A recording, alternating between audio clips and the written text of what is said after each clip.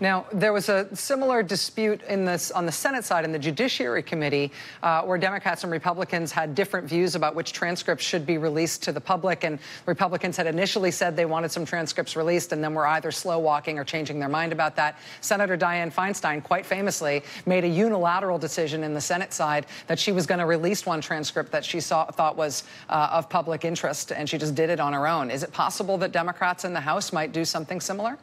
I don't want to go, there yet. I know that this is something the ranking member has been talking with other Democrats on the committee about is, what can we do to best inform the public about the findings on our side of the investigation. But also, Rachel, just remember, this whole investigation essentially was a sham. They've declared that there was no collusion. The fact is, we saw significant evidence of collusion. They have just chosen to bury it, most evidenced by the recent declaration that they won't show the public the transcripts. If you have what you're describing here as basically direct evidence that the Trump Organization as an American business was negotiating with a sanctioned Russian bank, I'm no expert on these things. That sounds to me like illegal behavior. It sounds like illegal activity. Is there a question of whether or not something like that should be directly referred to the Justice Department, or is there some other way that evidence like that should be handled as a law enforcement matter?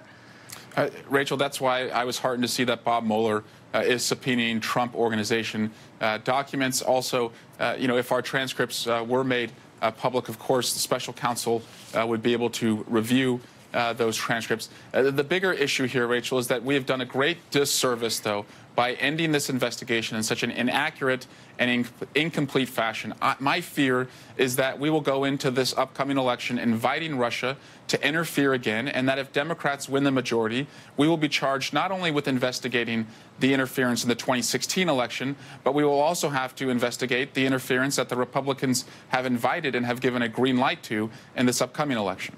Congressman, on